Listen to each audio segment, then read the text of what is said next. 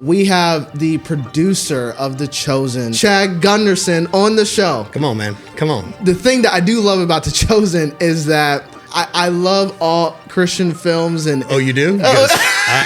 I was trying to be nice. You're being generous now, but I've always thought, we can be better. The government used to commission believers to do artwork, right? You're right. That's been the big thing in the film world, where it's like, oh, well, God called me to do this and all that, and I'm like, oh, well, have you made movies before? They're like, no.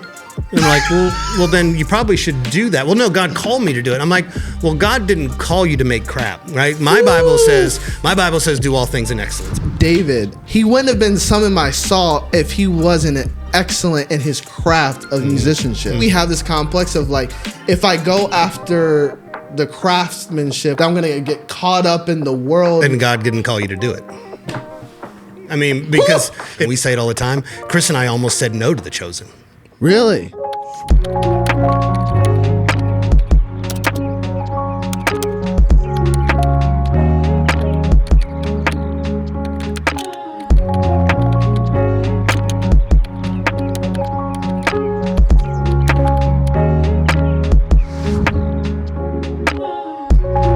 Welcome to the Faith Hustle Podcast, where we help young Christian entrepreneurs learn how to build their business and careers God's way. My name is Makwenda.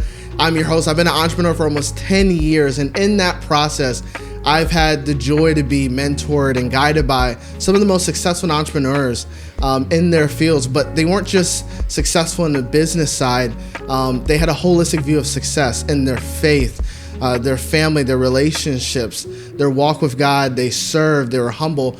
And those are the things that I was attracted to. And that's what we are striving for here at Faith Hustle. We teach on 5 pillars here at Faith Hustle. We teach on being spirit-led, on having a heart of stewardship, on humility, integrity, and generosity. Those are the 5 things that we believe makes us someone that has a faith hustle. And if that describes you, that describes something that you're also chasing after, I want to encourage you to subscribe to the podcast wherever you may listen to, whether it be on audio or Spotify or YouTube. Make sure to leave a comment. We love to engage with you and get you a part of this community. As well as if this podcast has been any help to you at all, any encouragement to you, would you leave us a review? That would be amazing and would help us get the word out to more people so more people can get impacted in their faith hustle. And today's a big one, y'all. I'm telling y'all, this has been on the calendar since like June, and I've been pumped ever since he was able to say yes, and been so gracious with his time.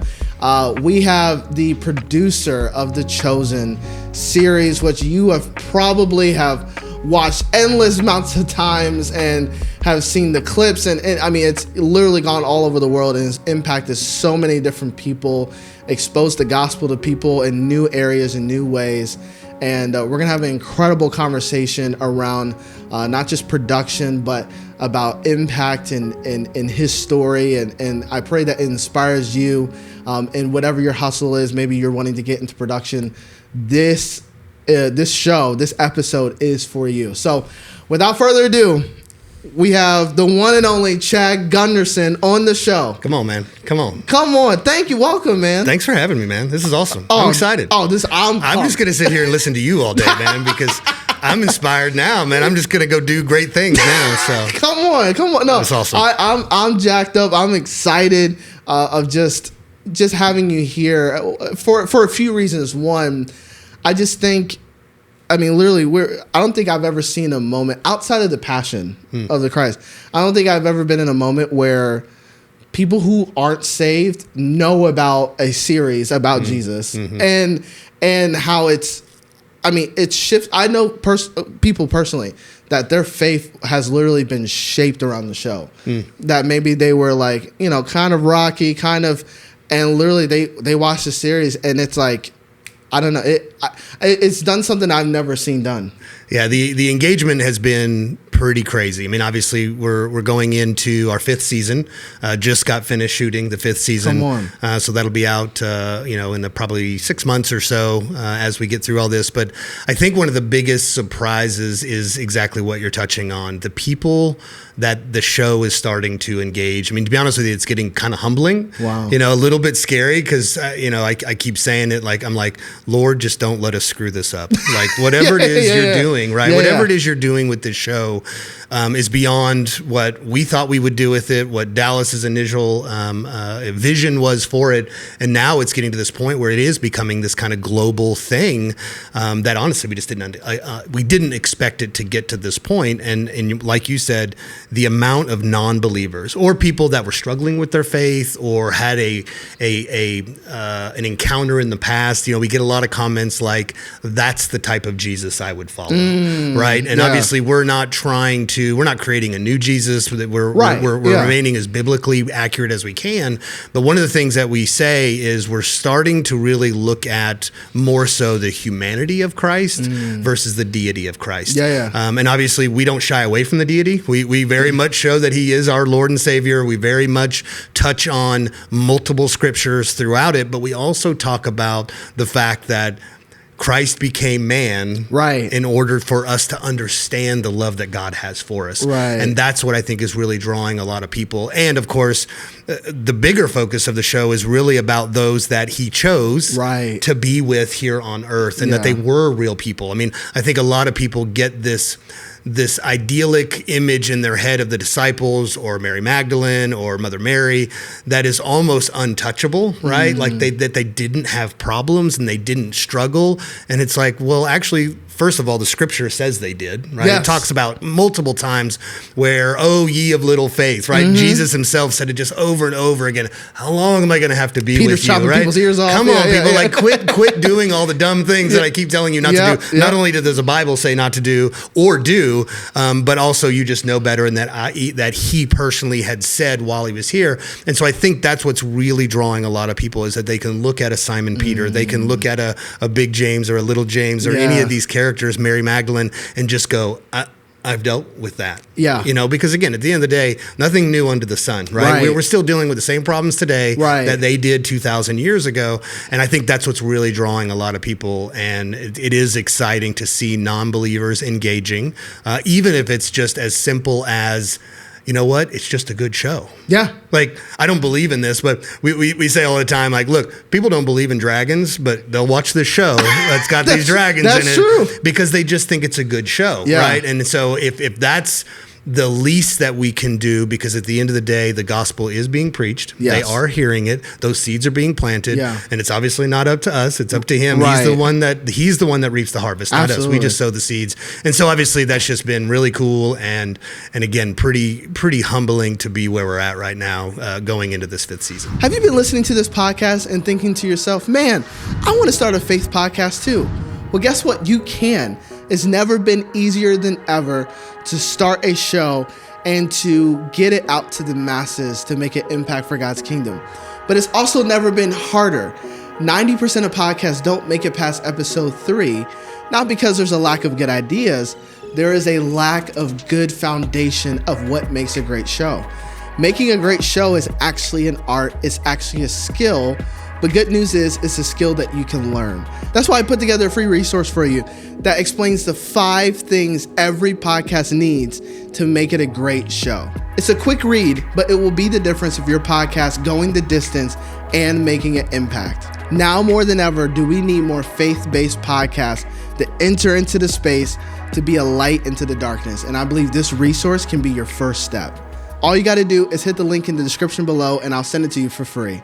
Now let's get back to the episode. I love, you went somewhere that I was going to get to anyways, excellence. Because the thing that I do love about The Chosen is that, and again, I love all Christian films but we have had a reputation. Oh, you do? You're being generous. I was trying to be nice. You're being generous now, but I think I've always thought, we can be better. Like if you think of like all the artists of 1600, like that goes way back in time. Like they were painting these images of Christ. Like they are our standards of like art. Right. And like when it comes to entertainment movies, we were taking L's. I'm sorry. I was just like, well, we had the right heart, we had the right intentions, but like whether it was the quality of acting or production, and you know, I come from a bit of a production background myself. I just feel like we can do better. And so when you have the mix of both, where it's like very intentional, great writing, great acting, and great production, it's like I've heard it said once that like excellence is our evangelism in some ways. It's our export to the world, because that's what they see. And well, and it's something. I mean, you're absolutely right. I mean, the government used to commission believers to do artwork, right? You're right. Going all the way back, and obviously some of the greatest pieces of art in history are biblically and/or faith-based, right? And so, but at some point along the way, and to be honest with you, it's probably within the last 150 years. You know, my business partner Chris says this all the time, that the church, they stopped engaging culture. They stopped engaging the arts. They stopped, and they kind of gave it away. And then we sit back as believers and go, well, why is Hollywood doing this? And why is art that? And they're like, well, wait a minute. We're the ones that disengaged, right? Because even early Hollywood, right? The greatest films of the golden age of Hollywood were all biblically based things, like 10 Commandments, you know, all these different things that were just, those were the standards for so long, winning all the Academy Awards, doing all these things.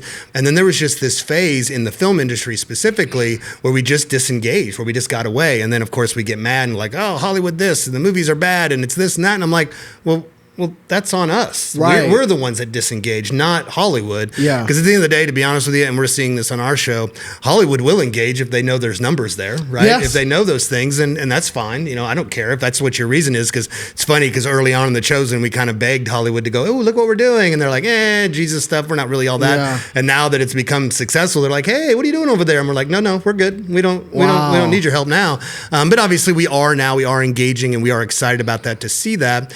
But it is, for me personally, as a filmmaker, and it's something that God gave me very, very early on, like college days, of, man, I can't stand crappy Christian films. I just can't, and it was just something that God called me to do, is to bring excellence into that, right? And so for over 20 years now, that's been my goal, which is funny that we have to say, when somebody tells me like, oh, your show's pretty good, and I'm like, do you think my intention was to make something bad? But that's the mentality, to your point, of where Christian filmmaking. It's funny because I'd say probably 15 years ago, maybe 20 years ago, there was this huge shift in Christian music, right? Yeah. And you were seeing Christian bands tour with Ozzy Osbourne because they were just good musicians, right? Yeah. They were just good musicians. And so there was this huge shift. And I want to believe that there is a slowly but surely shift within the faith film space. Because again, you had things like Lion, Witch, and the Wardrobe, Lord of the Rings, obviously Passion of the Christ. You had some of these things starting to happen where all of us were kind of encouraged, but there still was this just kind of, oh, we're doing it for the Lord. And I'm like, and that's fine. And I'm not here to, like, if God's called you to do something, what am I to say that he didn't call you to do that? As long as it's not unbiblical. I mean, there are definitely times where I can go like, he called you to do that? You sure? Because my Bible says, that's not what my Bible says, right? Yeah. But at the end of the day, if that's what God called them to do, then that's great. And that's fine. And praise God for him. And there's been a lot of kind of pioneers in our filmmaking space that have laid, you know, the pavement and paved the way for us as filmmakers to get there. But for me, for Dallas, for my business partner Chris, and for various other leaders in The Chosen, that was our goal, is we're making something that is as good, if not better, right? Yeah. And that's been the goal. And again, it is just funny within the faith film space that's okay, because I think if you take any other believer in the business world, right? Yeah. It's kind of like it's like a home builder going, God called me to be a home builder. I'm going to make homes because God called me to, but I'm not going to be very good at it.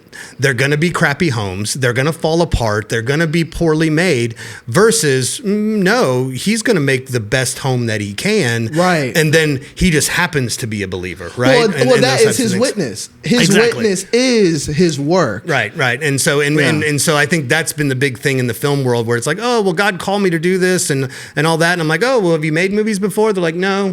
And And I'm like, well, then you probably should do that. Well, no, God called me to do it. I'm like, well, God didn't call you to make crap, right? My Bible says do all things in excellence. My Bible says that when God built the temple in the Old Testament, that he knew it was going to be destroyed. But what did he do? He said, go over there to Lebanon, go over there and get the best craftsmen that you can find. And he knew all along it was going to be destroyed, but he said, my house is going to be amazing. Yeah. And I can almost guarantee you, and obviously I don't know this for a fact, obviously, but I assume that everybody that built that temple were not believers either. Yeah. Right? He just said, go get the best craftsmen. Wow. And that's what he did. And so even on The Chosen, we say this all the time, I bet less than half of our cast and crew are actual believers. Wow. We just find the best people for the job. And obviously those people are being impacted and we see those impacts on a daily basis. But at the end of the day, an artist just wants to make good art. Yes. So we see that a lot too. And we get people now that we're rolling into these later seasons, we have artists coming to us going, hey, I just want to work on this show. Not only is it a good show that I think is pretty cool and it looks good, but we also hear that you treat people a little bit differently over there than what I'm used to in Hollywood. And so that's been a big thing for us too, is to really to treat people differently, to love on them and care on them. And obviously we get people from all walks of life on our show. And that's not my place to do that, right? But it is my place to just love on them, because that's what the Bible says. Absolutely. Just to love on them. We don't shy away from the scripture. We don't not talk about it.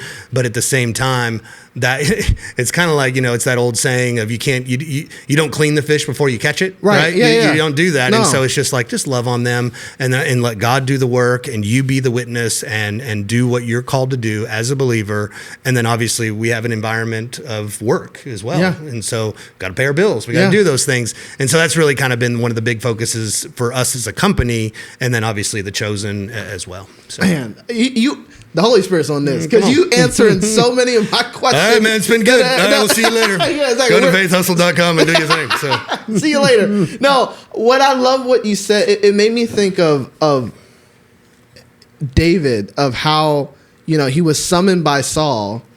He wouldn't have been summoned by Saul if he wasn't excellent in his craft of musicianship. Like, if he was like, he's got a great heart. He knows 2 chords. Like he's okay. Yeah. His voice is decent. Yeah. But like he's the best what we got, but his heart's good. It's like he was like skillful. Right. And that's what drew him to be in front of the king. And then the spirit that he had and his ability to play skillfully, was able to alleviate that oppression that was on Saul. But if he wasn't skillful, he wouldn't have even been in the room. And scripture talks about like your gift will make room for you, right, and put you in the presence of kings. And it's like, I do think, especially when it comes to films and entertainment, I've seen a lot of scripts. I've seen a lot of work where it's like we have to have a desire for both, because I think, and maybe I'd love to hear your thoughts on it, that maybe we have this complex of like, if I go after the craftsmanship or the skill of it, that I'm gonna get caught up in the world of that, rather than being like, then God didn't call you to do it. I mean, because if God called you to do something, then He will equip you. But at the same time, faith without works is dead. Yes. Period. So have all the faith that you want, that God called me to be a musician, right? Like David, for example, like maybe he did say like, oh, you know what? I'm going to be a musician. But most likely David sat there out in the field with his sheep and doing the things while he was fighting lions and fighting bears and doing all those things, because he was also pretty awesome in those things too, right? But he had practice in those things. So most likely he was sitting around practicing and listening to the Lord, and the Lord was going, get better. I'm preparing you for something that's going to be huge. And yes, I know you're sitting in a field right now, but again, faith without works is dead. Get out there and do the work. If God called you to do it, He also did not call you to be lazy. He did not call you to sit around and just go, well, God said I'm going to be a filmmaker. God said that I'm going to be a home builder. God said that I'm going to do those things.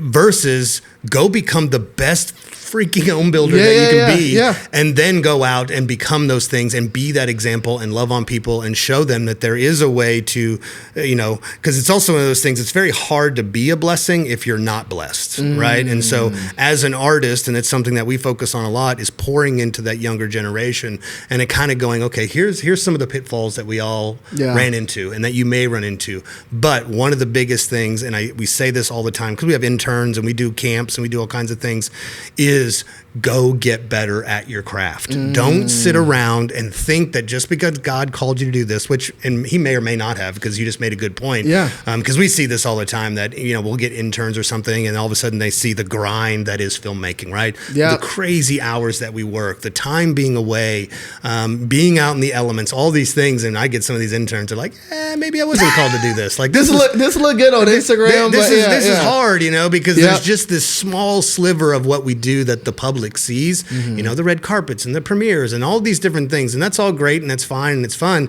but that is such a very, very small piece of it. Yeah. And if that's what you're working towards, then most likely this is not what you're called to do. Yeah. And so you really better be careful and make sure that you're really listening to God in this, because this industry is hard. Like it will eat you up and spit you out, right? We all hear stories all the time about broken families and broken marriages and all these things. And so if that will happen to anybody, then you pull the believers out of that. And it is a very, very small group of us doing this.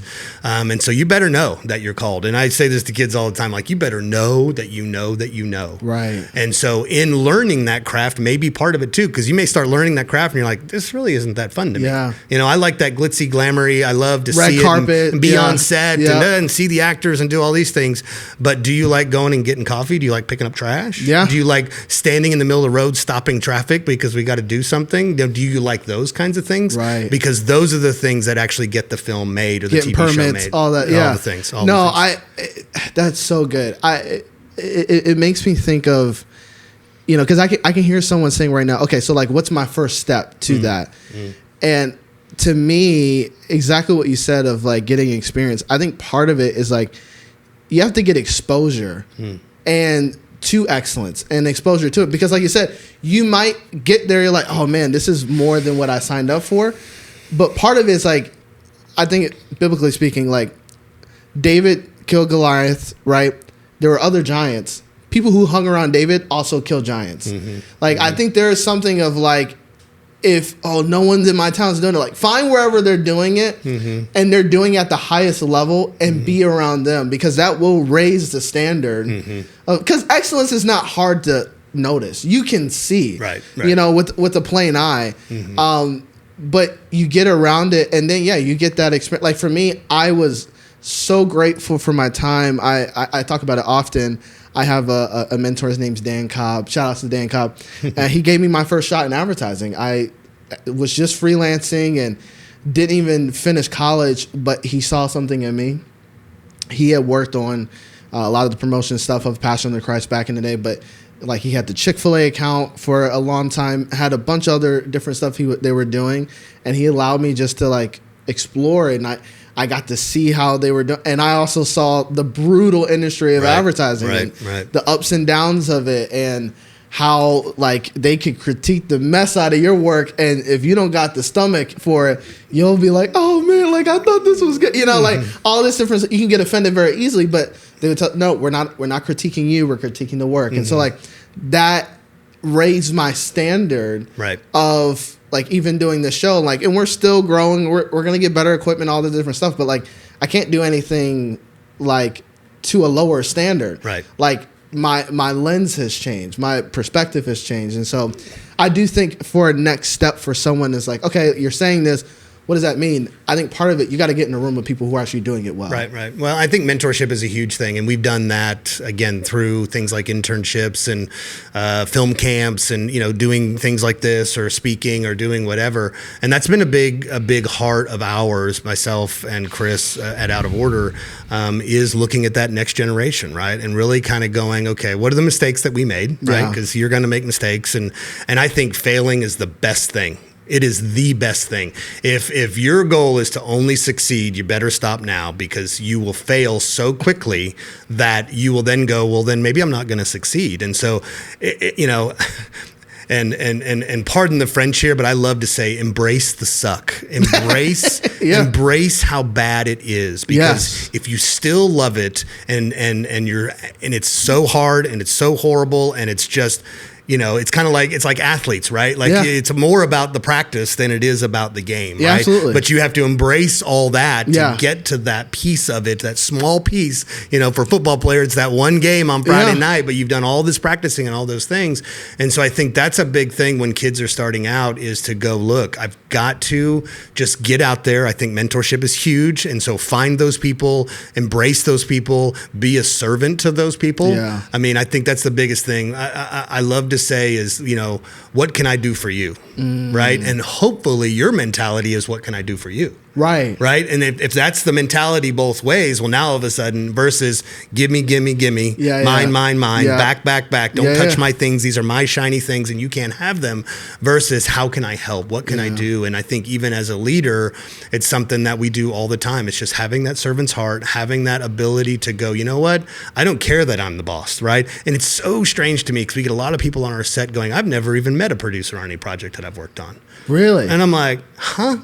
Like, how is that? Like, what do you mean? And there's just this invisible divide, right, between the above the line, which is, you know, writers and directors and producers and actors, and then obviously everybody else, versus this mentality of, well, you need coffee? Hold on a second. I'll be right back. I'll get your coffee for you. Now, hopefully I hired somebody to get coffee so I don't have to do that, right? Because obviously I have other things I need to do, you know, but at the same time, I'll go pick up the trash if I need to, because as a producer, I always take those responsibilities. And it's something I learned very early on, that as a leader, everything's your fault. Everything.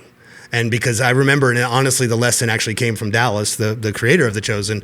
We were doing a short film, because Dallas and I have known each other for like 25 years. And we made movies together a long, long time ago. And then kind of, we didn't separate in a bad way, just he was living in Chicago and I was here. And so we just didn't work together. We stayed in touch, but we were making a short film together. He was directing. It was his second film as a director, as a short film. And I was producing that short film for him. And I was complaining about something. He and I were sitting around kind of at night one time, and some crew member or something was happening, and I was like, well, this guy, he didn't do this and he didn't do that. And Dallas goes, well, Chad, if you're the producer, then everything's your fault. Because if you're the leader, right? Because at the end of the day, it's a leader's responsibility. Now, it may not technically be my fault, but I probably hired that person or whatever, but it is my responsibility to go fix it and make it better. Most likely me and that person are going to go have a conversation later, and maybe they'll be here tomorrow and maybe they won't. Exactly. Right? But at the end of the day, it's about taking that responsibility and doing those things. And so I think learning that from an early age or an early time in your career, because I encounter people that are older in age but still wanting to get into this business, is to just be humble and have a servant's heart, and to get out there and just do the work and get better at the work, to your point. And I think mentorship is a huge part of that. That's so good. There's so many, like you said, just a leadership lesson entirely of like, the buck stops with you no matter what. And so you have to, I heard an interview once, it was actually with Scooter Braun. He was talking about his dad was a coach, and he learned so much from watching him. And one of the things that he had said to him was that the wins are yours and the losses are mine. And that's what you sign up as a coach. It's like, hey, when the team wins, that's your win. That's right. But when we lose, that's on me. And you have to be, but not everybody wants that. Nope. And I feel like a lot of things, whether in business or on a set, like, it would be great if you got out of the way and if you were okay not getting the credit. But that's not how we're wired, but that's how Christ, displayed his life. Well, if you want that, become a producer, because we joke all the time, because I get asked all the time, like, what does a producer do? Like, no, you're a director. I'm like, nope, I'm not a director. I'm a producer. And so we joke all the time. We're like, when something succeeds, like a film or a television show, it's like, oh, that director's a genius. Or those actors, oh my gosh, it was so good. They're performing, the writing, and blah, blah, blah. Yeah. And then when it fails, like, those producers are idiots. Like, those guys. Why did they even let them write that? They don't even know what they're doing. Just producers are horrible. So, but, it's like a sound man at church. It's like, you never hear of a sound man unless something goes wrong. You're like, you've been weeks and weeks and weeks and things are perfect. And then one moment something goes wrong and everybody's like, you're looking at the booth in the back going, who's this guy? Come on, get somebody new back there. Who let him in? It's so true. So, okay, going to that, again, if you were to explain to someone that this might be new to them, of like, okay, producing, directing, I thought it was the same thing. It's different things. What, if you were to explain the business of a production company and what's your role in something like a Chosen series where it's like, hey, you're getting it down the field? I guess how would you explain that to someone wanting to get into it? Like, what are the mechanics of it? Yeah, I tell this story a lot, and so hopefully it doesn't get old or anybody that's seen me speak before, but I'm going to use it because I think it's the best analogy of what a producer does.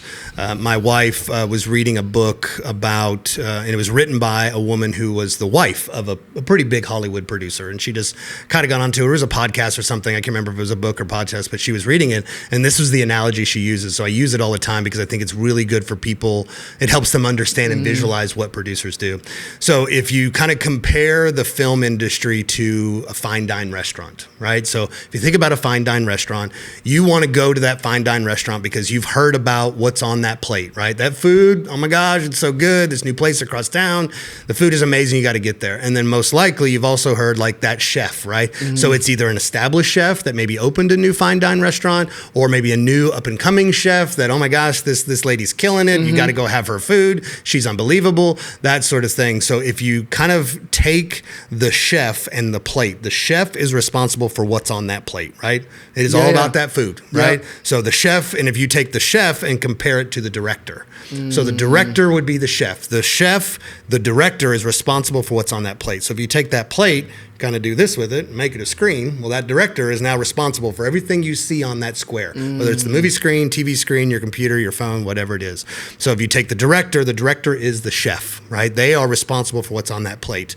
Well, who bought that plate? Who bought the silverware? Who hired the staff? Who pays the bills? Who keeps pays the lights on? rent? Who is getting supply? Who got the chairs? Who did this? Who's firing the wrong person? Right. Who's doing everything to allow that chef to do everything they need to do to put things on that plate? And that's what a producer does. A producer does everything to supply the director what they need to create what's on that screen so that the audience can enjoy it. Oh, that's a brilliant analogy. Yeah. So again, part of what you said, if you want to get into the production business, you have to be okay with, the wins are theirs and the losses are yours. Right. Because you're setting the environment. You're making sure everything works really almost for the director to shine. And obviously it is because you can have all the experience, all that stuff, but if the food's bad, I'm not coming back. That's right. Right. And so it is, you need both. I could supply everything. If the director can't perform, can't deliver, then obviously that is on the director, and then maybe or maybe not. But again, maybe they're growing. So there are those times to do that. But again, we say it a lot. I think in the industry in general, if you're not excited about doing the non-sexy things, then again, this is not for you. That's so good. Because there's so much to it. And as a producer, because, when I'm on set and we're talking to young people, whatever, and they may ask, well, I want to be a producer. Well, what do I do? And I tell them, go to the office.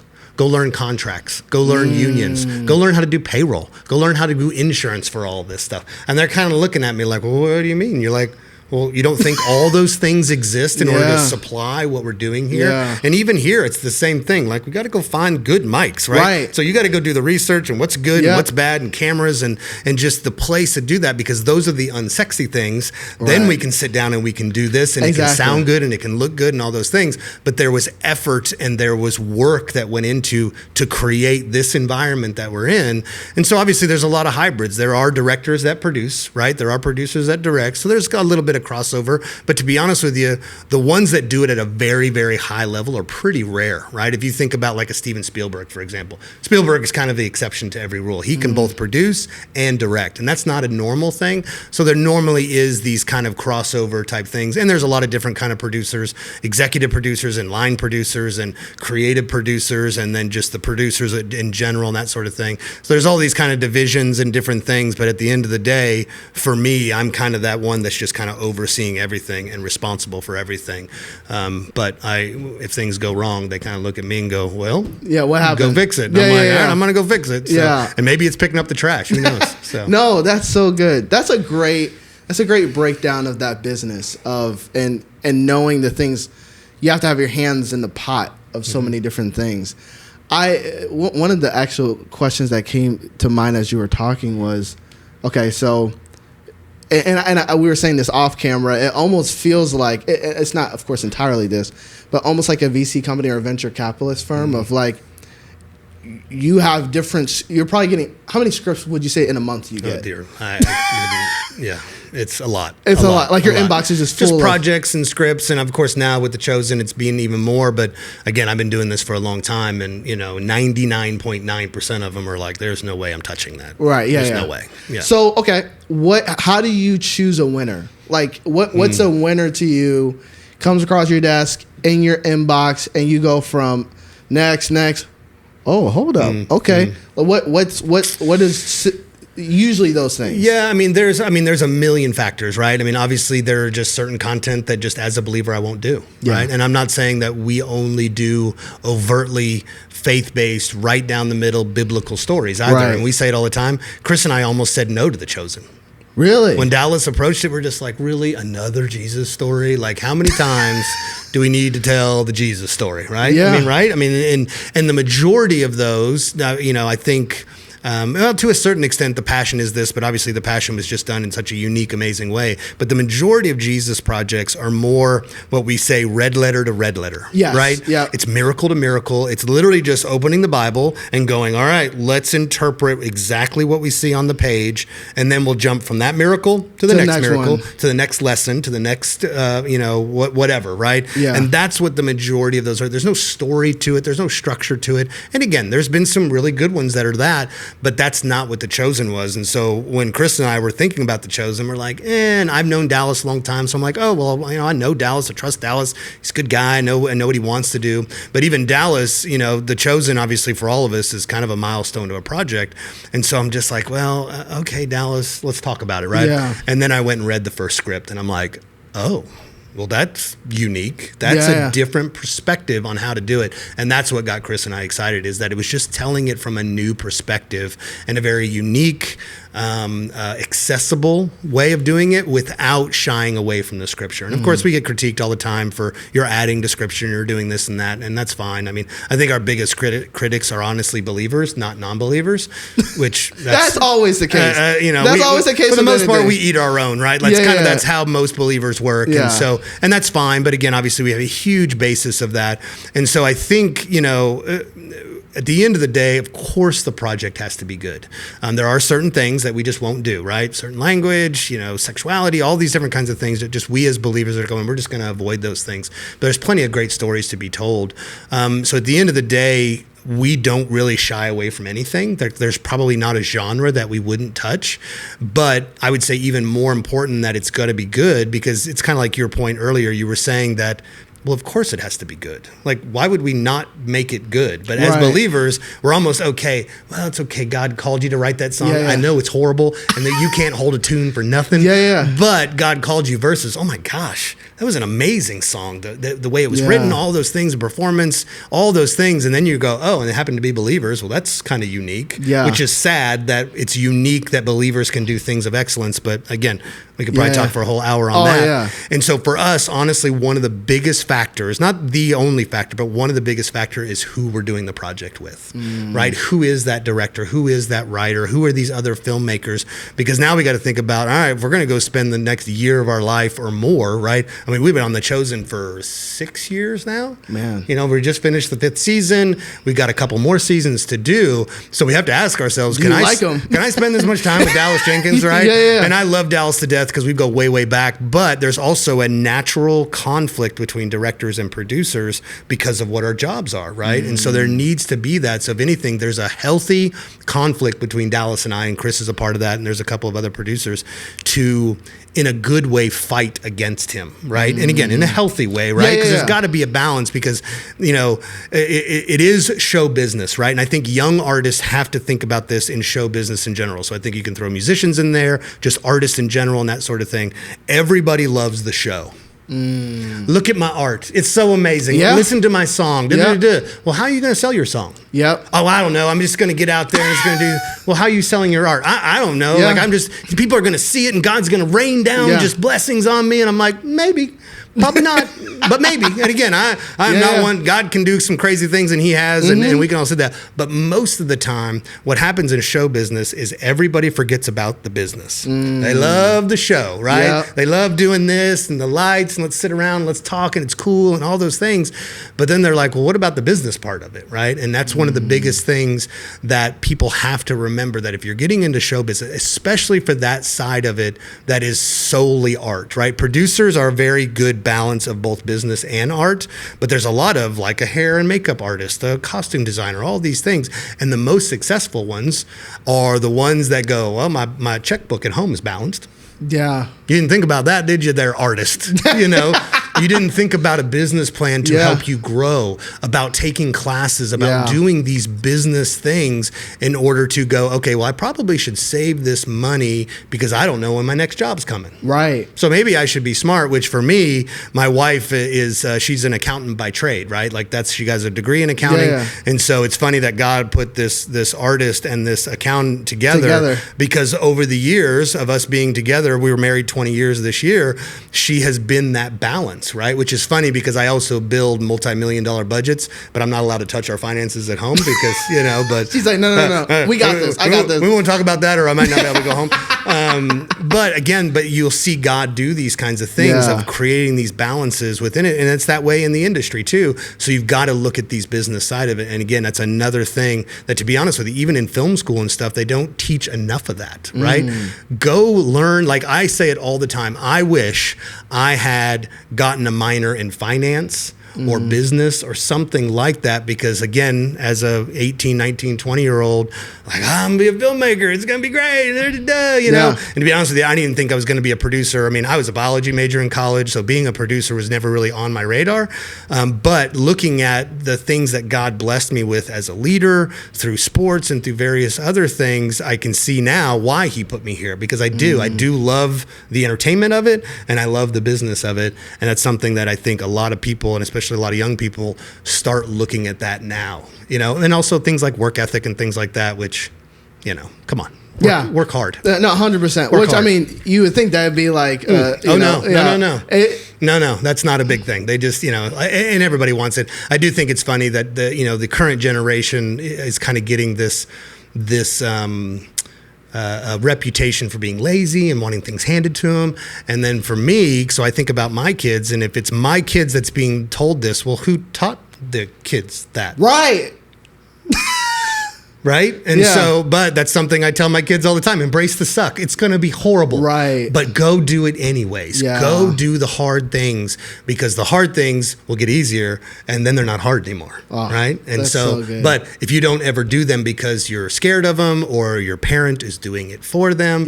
So all this talk of generations of being lazy and stuff like that, there is some responsibility that falls on us, that next generation up. And then obviously even before that, I always said, if you want to know if you were a good parent, look at your grandkids. Because if you're a good parent, then you taught your kids, and then your kids taught your grandkids. And so I think that's a great thing. So when people do say that, like, oh, your kids are so great and all that, I'm like, go talk to my dad, my mom, my wife's mom, my wife's dad, because they instilled in us on how to teach our kids. And I don't have. We're tangenting now. No, we're really going on. Listen, we got a parenting masterclass, a production masterclass, whatever you need. So speaking of filmmaking, no, and I mean, I say that with my dad. As far as anything who I am, you can look to him.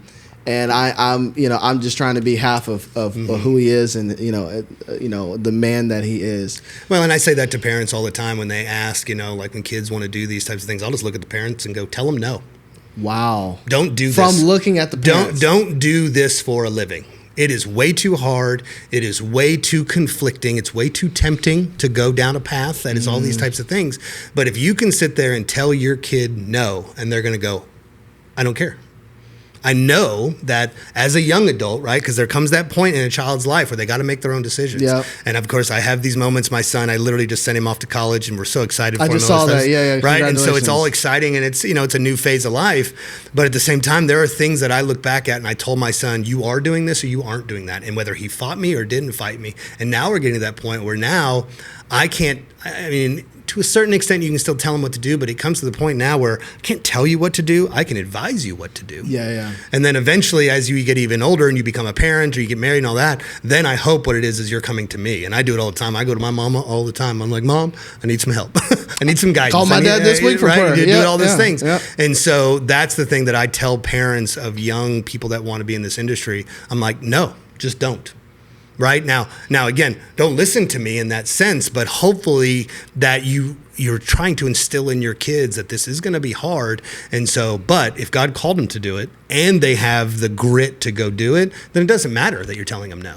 Right. Yeah. So they're going to go anyways. And again, it's no in the sense that this is going to be tough and it's going to be hard. But to be honest with you, if a kid that knows they want to do this and has a passion and a heart for it, even if their parent is telling them no, they're probably going to go, I'm going to go do that anyways. Yeah. Right. And hopefully in a good, healthy way, not in a rebellious way. Right. Of course. That's so good. Okay. As a follow up to what we were just talking about, I want to get into this.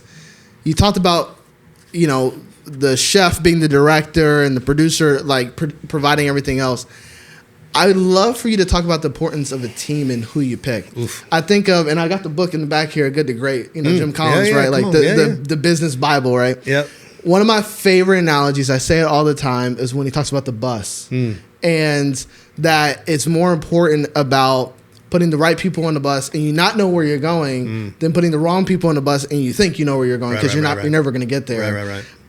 Clearly with the Chosen series, the right people are in the right bus, right? You got the right producers, you got the right director, you have the right cast members. I mean, even just like the cast of Jesus of like I can't imagine anybody else being that role. Yep, 100%. And it makes it like if there's a wrong person for that, wrong person for Peter, like the whole thing just gets, wonky and weird and doesn't fit.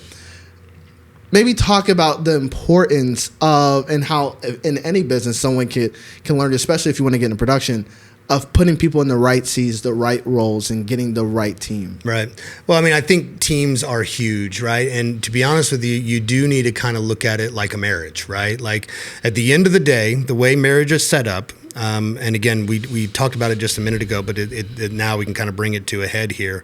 Hopefully, my wife is looking at me going, what can I do to help make him happy, fulfill, do, serve, all those things. And if my wife is doing that for me and I'm turning around going, what can I do for my wife? How can I serve her? How can I make her life better, make it easier, do all those things? And I think if you look at it as a team as well, that if you have any team member that is all about me, and I, versus what can I do to help you and what can you do to help him and what can he do to help me? And you kind of go around this thing, then all of a sudden it becomes this servant mentality of going, well, if everybody is focused on somebody else, then it's very hard to be selfish in those moments. Yes. And I think that's one of the biggest crumbling things within any industry. And obviously it can still creep in, right? And there can be signs of those types of things, and hopefully you're being aware of those kinds of things. So I think that's the biggest thing, is kind of this servant mentality. And I've always been a servant leader. Again, I don't love it, but it's one of those things where it happens to me all the time. I'll walk onto a set for the first day of shooting and there's all these new people around, and I'll get people coming to me like, so what do you do? Are you in construction? Are you a grip? Like, what do you know? Because I just, to be honest with you, I don't fit the mold of your typical producer. And so then all of a sudden it kind of becomes this, oh, well, that's interesting, because first and foremost, you were talking to me, which again is such a weird thing for me, that people tell me I'm surprised that you're talking to me as the producer of the show.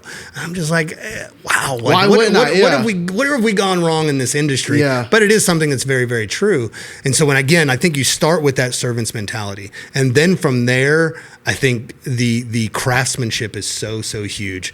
Unfortunately, this past season, going into this last season, we had to kind of change some drivers of the buses, right? If you have a fleet of buses, if you look at every department, right? You got hair and makeup and wardrobe and production design and camera and all these kinds of things, that now all of a sudden you got to go, okay, now are you ready? Are you working at a level, and are you serious enough about your craft in order to help take this project to the next level? And so that is something too that you're always learning, you're always getting better. You better be humble enough to go, yep, mess that up, need to do better at it, and that sort of thing. And so again, that's where that humility comes in, to kind of go, you know what? I didn't do great last season, but I'm going to get better. I'm going to do everything I can, and then hopefully you do. Unfortunately, as leaders, that's one of the hard parts is, man, it's tough to fire people. You know, and if you want to get into leadership, don't forget about that piece of it. That now all of a sudden you got to look people in the eye and go, you know what, I can't employ you anymore. Yeah. And that's a tough thing to do, because especially in our industry, because it's just hard to make a living. It's hard to get a job. Yeah. It's hard to have a job that's consistent, all those kinds of things. And so again, finding those people that kind of fit it. And sometimes, you know what, it's actually a blessing sometimes to let somebody off the bus. Yeah. You know, because people are going to get on, people are going to get off, but hopefully the bus keeps going, right? But at the same time, hopefully they have taken something from you in a good way, and vice versa, and then you can move on to those next people, you know, to kind of do those things. So, I mean, again, getting the right people is huge, but I think the biggest thing is hopefully there's this mentality of what can I do for you, and if you have that same mentality coming back at me, and that goes all the way around the table, because again, this last season we averaged 300-400 people on set every day. 300-400. Yeah, I mean, just I've massive. directed TV commercial sets of like 20, and that felt like a lot. Yeah, 300 to 400. I would say season 1 we were probably 80-ish, you know, cast and crew. Season 2, 120, 130, and then these last few seasons and this season, I mean, we were well over 1,000 a few times. My gosh. Because we were pushing 400 crew members. You gotta feed all of them. And then we had like 600 extras on set. Yeah. But we've done these moments where we did Sermon on the Mount, where we had 2,500 people, just extras.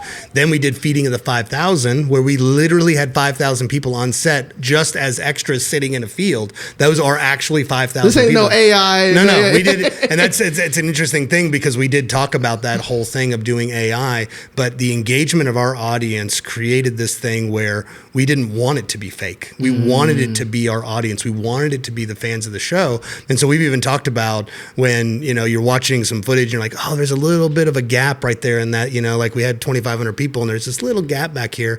And Dallas and Chris, who kind of oversees our visual effects as well, was kind of going, you know what, that would take away from the story. Yeah. The story of our audience that's so engaged and wanted to be here on these days. And so now you have to control that many people as well. And again, it kind of, a lot of that falls on us producers to do that. So man, that is, I love that perspective of, especially like, my dad used to tell me this, whatever you as a leader, he was a pastor, whatever you do in moderation, your people will do in excess.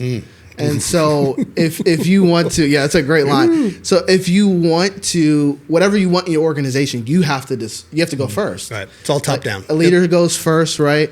And so if I want people to, you know, have that servant heart, think of others before themselves, it has to be displayed at the top. And you can't expect them to do anything more than what you're doing. And so I love that perspective, because I think it can help for so many different people. I think we have this idea of what we want people to do, and we think just telling them is going to make them do what you got to lead by example. And I think that's been, again, another thing that we're unpleasantly surprised that we learn as the show has gotten bigger and we get compared to other shows and other big projects and stuff like that, is that apparently we just do it very, very different. You know, and it's encouraging for us as a show and for what we can do for our cast and our crew, but it's also discouraging to know that this is not the norm. It's not the norm that, you know, somebody like Dallas and myself and others as leaders, the way that we treat people, the way that we engage with people, the way that we care about people. I mean, we have a mentality, for example, that your family is first. Period. I love that. Like if anybody ever comes to us or we ever hear a story, oh, my child is sick at home, or my mom is sick, or my grandpa this or that, or even me personally, I'm struggling something, we'll go to them and we're like, you need to go home. Wow. And they're like, oh my gosh, no, don't fire me. I'm like, no. Yeah. You're coming back tomorrow or in a week or whenever, but you having your house in order is way more important than this little make-believe thing that we're doing here. Wow. I mean, you know, we're so fortunate to do what we do. I mean, we get to make believe for a living. Literally. I mean, we you know, and again, obviously what we are doing is based on truth, but at the end of the day, we are making believe as filmmakers. That's so cool. And so we're very, very blessed and very fortunate to do what we do.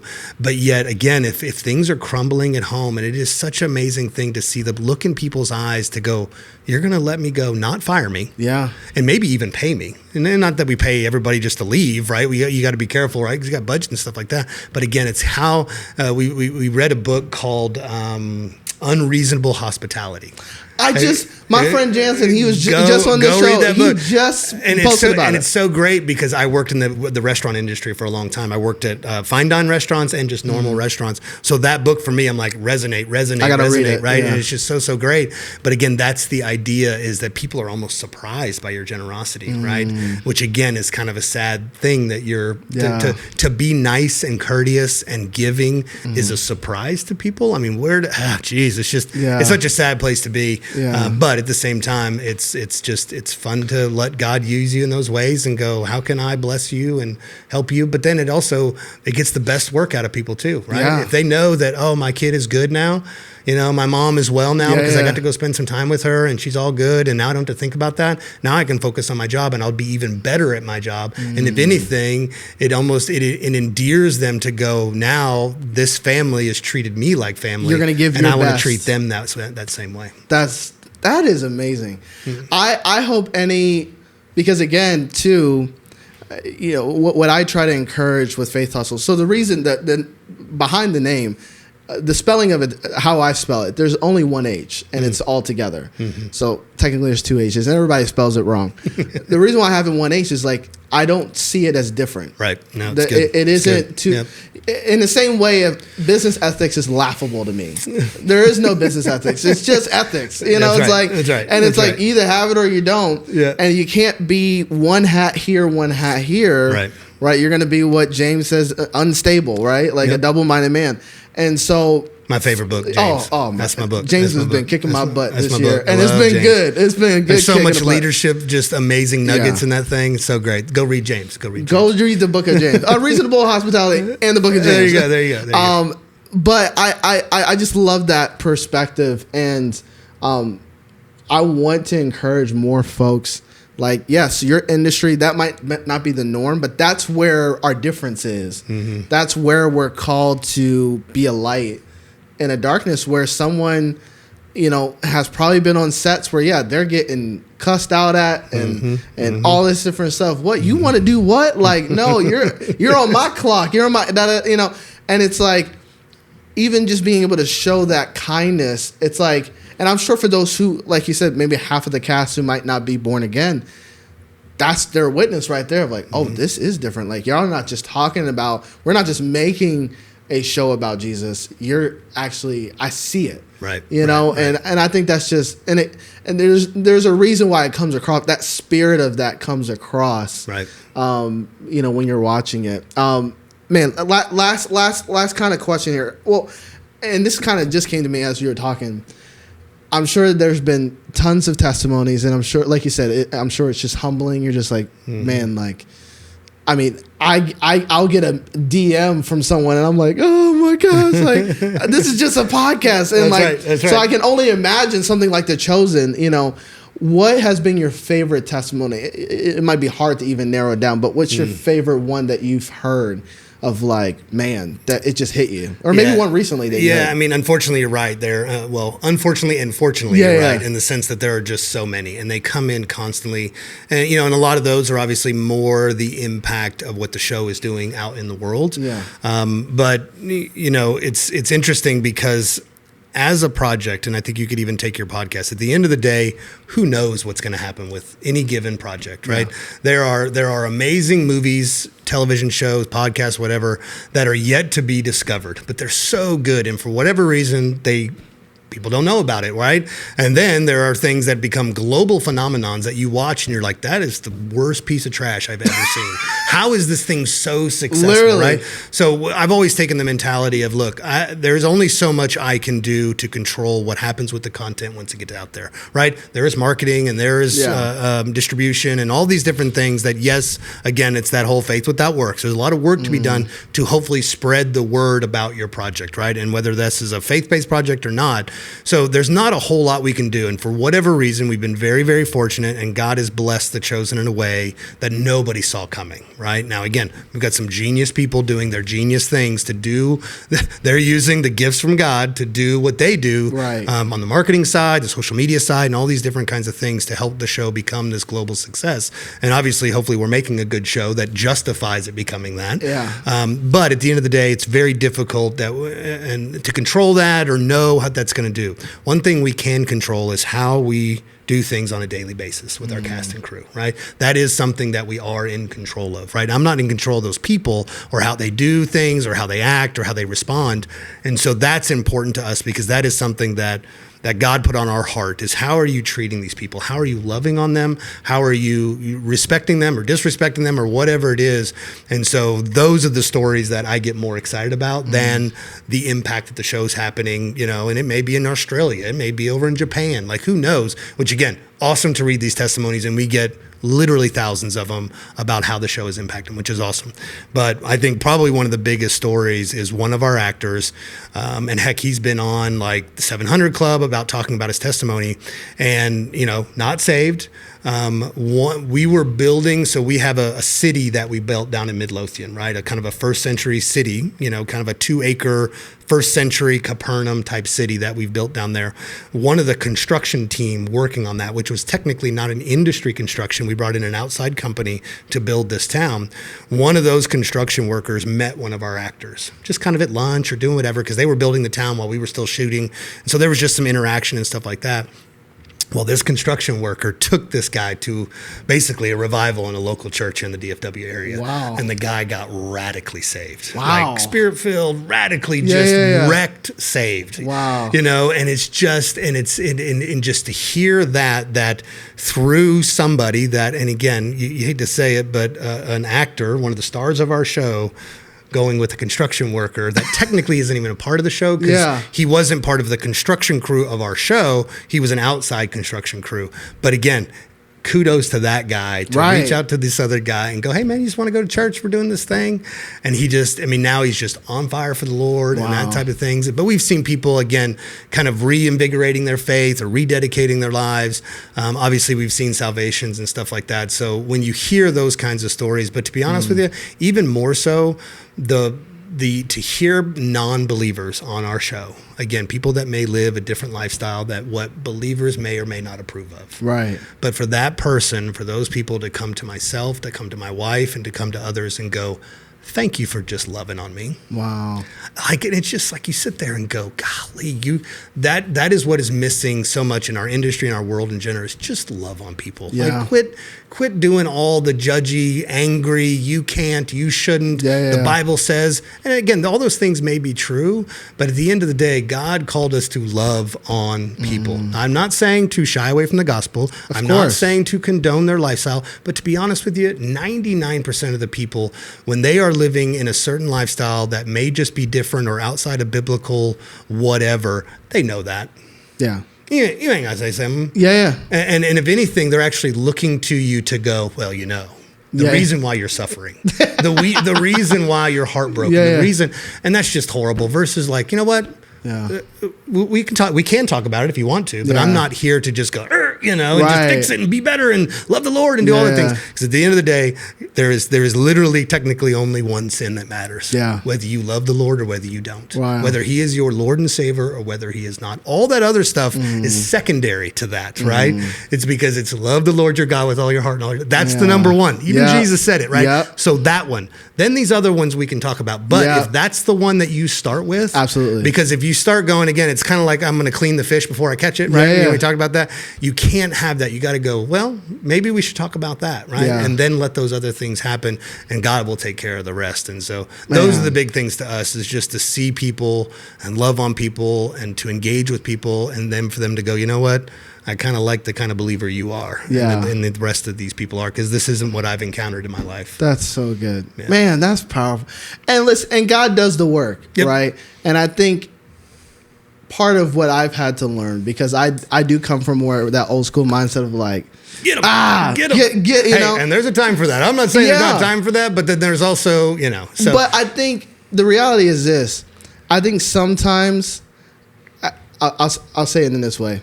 I think part of it is to live a life that even gives someone the appetite of like, because I think of the woman at the well, like she's going there because she's thirsty. Yep.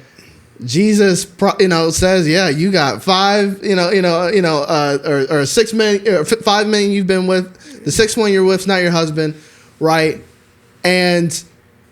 But his solution was, you need the living water, right? It wasn't just like, hey, leave that 6th dude. Yeah, it's not stop all these things, then go get the living water. It's get the living water. Yeah. And to be honest with you, once the living water, then God will do the work of changing your heart, changing your mind, and all those things. Because you can get rid of that, but you're still thirsty. That's right. And it's like, once you quench that first, and it's like having that, there was something on Jesus where it was so attractive that she wanted the living water. And then that thirst that you were trying to fill with that other lifestyle or whatever, it just goes away because now all of a sudden you're fulfilled. Yeah.